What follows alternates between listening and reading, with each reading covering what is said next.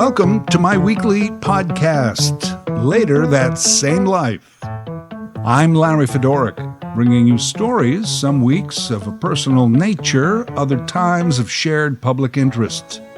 A reminder, you can support smaller independent podcasters simply by sharing your favorite episodes with a friend. Season 3, Chapter 3, Britney, Free at Last.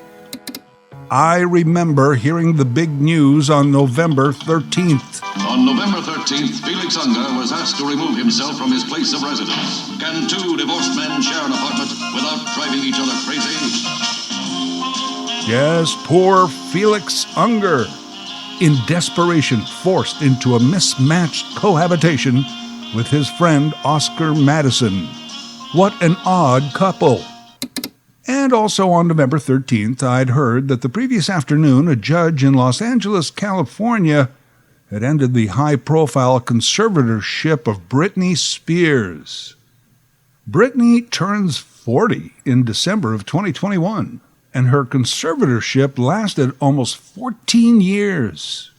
Roughly two-thirds of her adult life has been under the watchful eye of this court-supported legal status, overseen by her very own father. Reports said the control extended into areas beyond finance, and in some cases became personal and invasive in nature. This may be true, but my interest, at least in this podcast, is not so much the details of what may have been an unjust, unnecessary judicial measure. My interest is in the tremendous insult her fans took from her situation. Civil rights matter! Conservatorship unjust! Free Britney! Conservatorship has got to go! Hey, hey! Ho, ho! The Free Britney movement was in some ways unparalleled, certainly striking given the cause taken up by tens of thousands of people and the media outlets who supported them. First, let's frame this. We all know Britney Spears because she is a music star, a celebrity. Entertainment news. She was young, beautiful, talented, key elements that make it easy for someone to fall into the fame machine. With her stardom came tabloid cover stories, the exclusive TMZ videos, the Hollywood insider type of reports about what was really going on with Britney Spears. Celebrity news. There's always been an entertainment press, but Britney came along at a time when the spotlight didn't go out after you left the stage. Before her 12th birthday, Britney was cast on the Mickey Mouse Club. Her co-stars included Justin Timberlake and Christina Aguilera. The following year, 1994, the show was canceled. Britney moved back home and worked on her music career, signing a record contract by 1998. The result, Hit Me Baby One More Time. On the strength of that album, she toured opening for NSYNC until the song of the same name became number one. In the next 4 or so years, Britney Spears made 2 other albums that garnered high sales. She appeared on the cover of the Rolling Stone, performed on Saturday Night Live twice, got a star on the Hollywood Walk of Fame, and on one hot August night, kissed Madonna on stage at the end of their performance at the MTV Music Awards. The kiss was talked about, almost like a mouth-to-mouth medical procedure. Madonna breathing life into the next generation.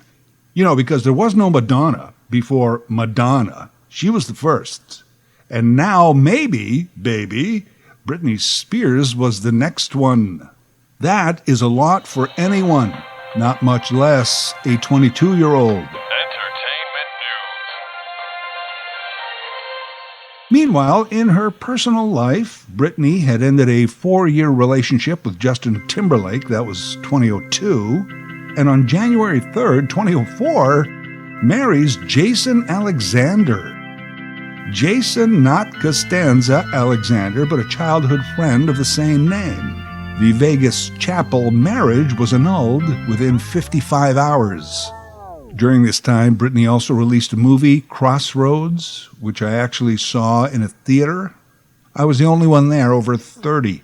Dan Aykroyd played her father, and I was also the only one who knew who he was. Later in 2004, Britney not only fires her manager, but marries Kevin Federline, K-Fed, a dancer on her tour. K-Fed already had a child with another singer-actress, Shar Jackson. She was already pregnant with his second child as an ex-girlfriend. Spears and Federline had 2 sons together, born in 2005 and 2006. Think about that. They are now bordering on being young adults. This story may be our tabloid fodder, but it's their life. In 2005, Britney, Paris Hilton, and Pamela Anderson were banned from the Oscars because the Academy didn't want their ceremony to become a sideshow.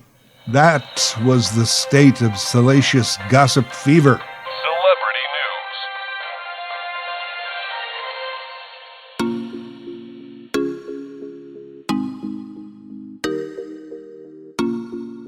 Even at the beginning of their relationship, suspicions abounded around K-Fed's motives. He was portrayed as a wannabe DJ rapper. He took private jets to party in Vegas without the wife. Britney accuses him of being a gold digger. They separate. Britney files for divorce. Child custody becomes a battle. Initially, joint custody is awarded.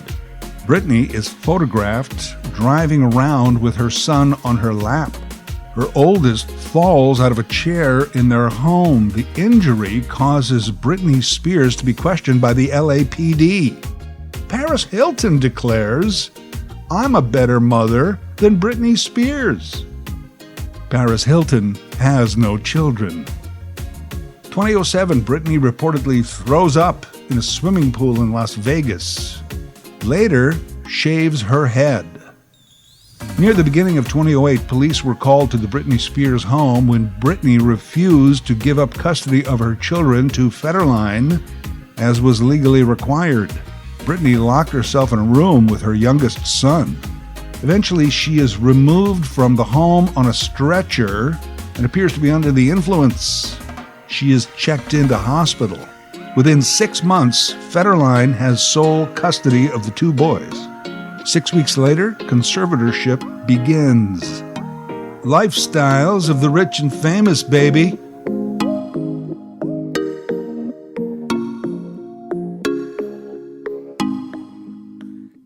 The conservatorship itself is an interesting concept.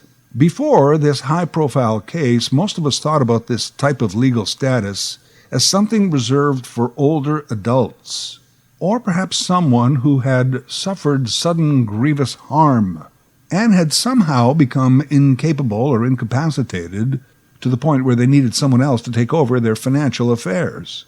The person who does that is the conservator, sometimes called a guardian or a trustee. Informal ones happen all the time. Yeah, Aunt Mimi is getting pretty old, so I pop over and I help her pay the bills and balance her checkbook. Oh, Bob broke his leg, and I'm helping out while he's laid up. The big official ones, however, it's rare that a parent would legally intervene in the affairs of an adult child. 'Cause here's the question.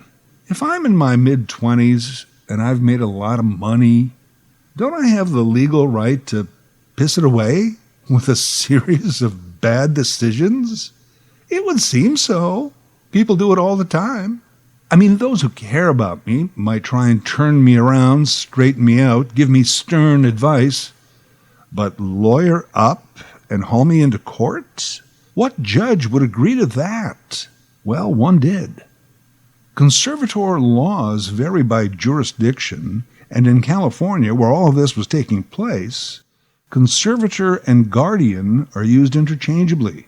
Britney Spears' father once again became her legal guardian. "Hey, Pops, I'm 27 years old. You're not the boss of me anymore." "Oh, I guess you are." Obviously, I'm not a legal expert, but perhaps a judge felt that Britney Spears was not only jeopardizing her own life and fortune, but the future of her children as well. Her assets were considerable.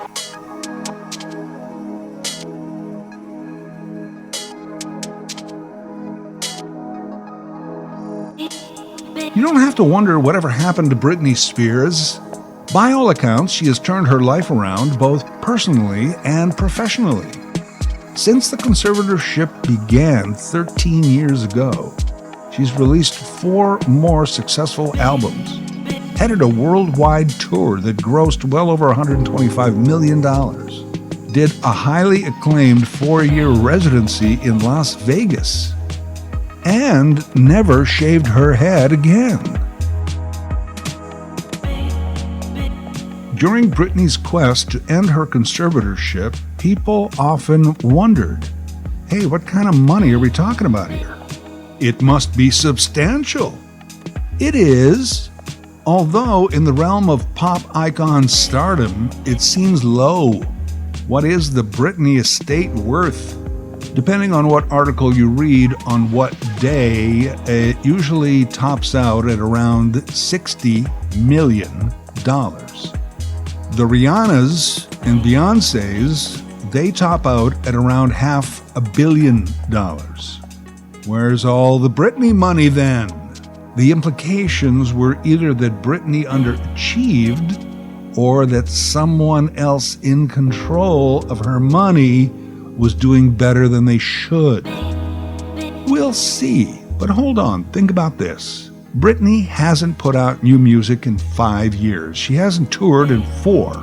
Her other tours and Vegas gigs were high-grossing, but also very expensive. Oh, sure, she made tremendous money by our standards, but it wasn't Rihanna money. Britney doesn't do movies or endorsements. Those are quite lucrative for others. Plus, since Britney Spears, there has been Rihanna, Beyoncé, Jennifer Lopez, Lady Gaga, Taylor Swift, Miley Cyrus, Ariana Grande, Selena Gomez, Adele, Demi Lovato, Carly B, Shania Twain. Well, I'm sure I'm leaving someone out, but you know what I mean? It's harder to get that bigger piece of the pie. Her fortune may seem small compared to some. But you know, if she only had a nice house, 2 cars, and a speedboat, that would be more than most of us. If it is 60 million, well, that is still substantial. And to me, seems about right.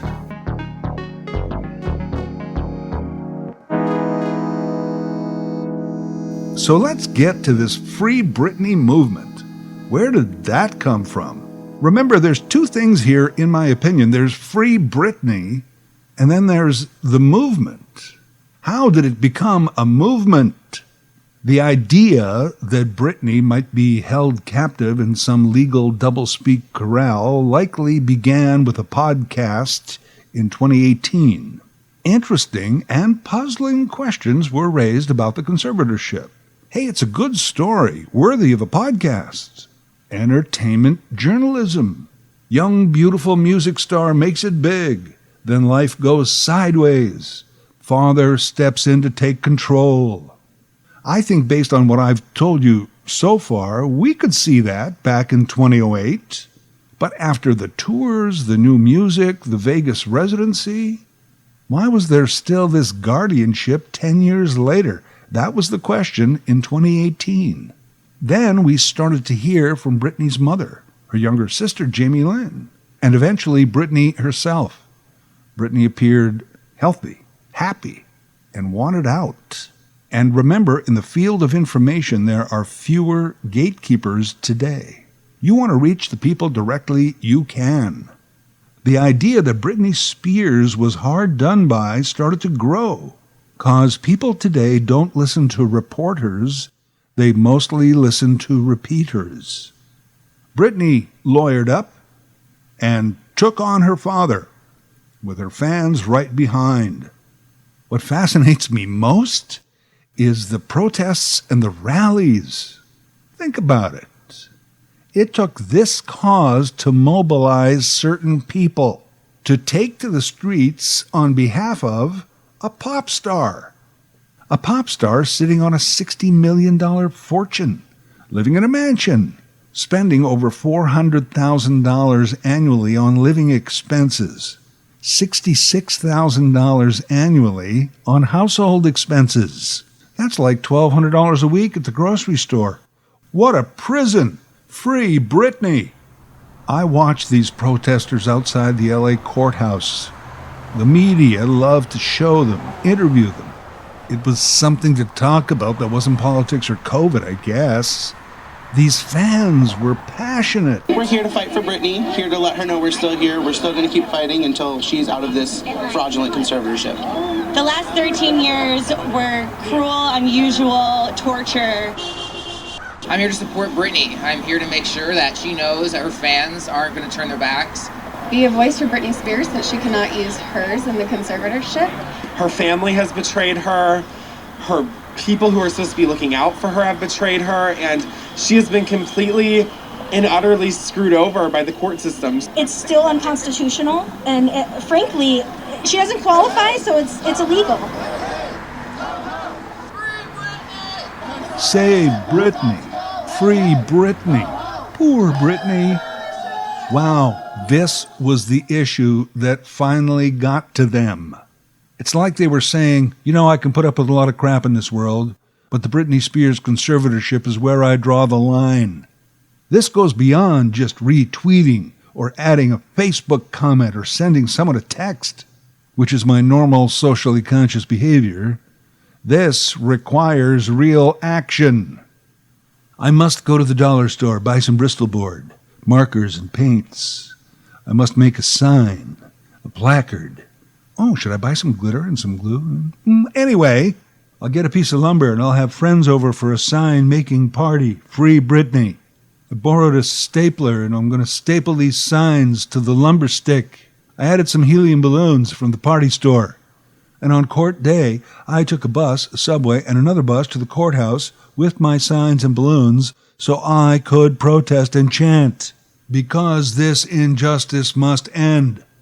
Can you imagine driving in L.A.? Up there, traffic looks like a protest. There's placards, yelling, and police presence. What is it? Black Lives Matter? No. Indigenous rights? No. Climate change? No. LGBTQ2+? No. Abortion rights? No. Human rights? China? No. Proud Boys? No. Anti-Trump? No. Living wage? No. Immigration? No. Refugees at the Mexican border? No. Refugees in Syria, Myanmar, Belarus? No. Sports team? No. It appears to be Free Britney Spears. Oh, yeah, I saw part of a documentary about that. The BBC? No. New York Times? No. Netflix? No. CNN? Yeah, maybe that one. Yeah, there were 4 documentaries out at about the same time, all detailing the predicament of Britney Spears. Not kidding. There's a social media campaign. And of course, the real people who took the bus to the courthouse with the signs, mobilized for a cause. Now, it's more than possible that Britney Spears has been treated unfairly by this legal move over the past few years. Her father seems to have acted as not only her business manager, but also her personal assistant, controlling her schedule, her agent, her medical advisor, her security detail, and of course as a father of like an 8-year-old. How much money did he make? He says he took a fair wage. Conservator guardians often receive compensation commensurate with the size of the estate for handling the affairs. He says he's not a villain and looks forward to being vindicated. We may take sides, we may have our suspicions, but really, we don't know. We may eventually find out, but a movement, really an incredible cause to take on. And the media, the traditional media, in desperation to sound relevant, judged this to be documentary worthy. It's a wow all around. Like I said, it's not that Britney Spears may have been wronged, it's that so many people took up the cause. I also realize that as humans, we are able to carry and juggle in our minds several issues, both large and small. But the zest and volume behind this one was amazing. So though we cannot agree on civil rights, ending poverty, or even saving the planet, but free Britney, yeah, That should happen, because that was no good. In an ideal world, this should have been a story about a loving family all looking after each other. When a child grows up to make huge money, usually parents and siblings are well taken care of. You know, Mark Zuckerberg's parents aren't likely clipping coupons just to get by. Elon Musk's mom is not living in rent-controlled public housing. But the dysfunctional Spears family, not so much. Your teenager is your family's major breadwinner. Too much money too quickly may have ruined the relationships. They are mostly all estranged from each other. As far as the father, well, for a while, despite what was happening to Britney, it seems he was willing to roll the dice on the younger one. A Jamie Lynn career. Hey, she gave it a shot, but she just didn't have the Britney aura. By the way, she has come out in support of her sibling in this matter. K-Fed turned out to be a decent dad, by all reports. Raised his kids, made sure they had access to their mom and her family. Britney Spears no longer has a conservatorship, so I guess a human being got out of what might have been a bad situation. That's a good thing. But now there is a whole new herd of lawyers gathering like hyenas looking for the new kill. Will it be Father Jamie? We'll see. Britney seems happy, engaged to be married, stable, and as she approaches her 40th birthday, might reflect that she's already lived several lives. Oh, and Presbyterians. What about them? Nothing. Presbyterians is an exact anagram of Britney Spears. Largely irrelevant here. I just always found that cool. Also, I had no other ending. Twinkle, twinkle, little star, how I wonder where you are. Up above the world so high, like a diamond in the sky. Later That Same Life is written, voiced, and produced by Larry Fedoruk. LarryFedoruk37@gmail.com. Subscribe to Larry's podcast YouTube channel. Get automatic notifications with each new episode.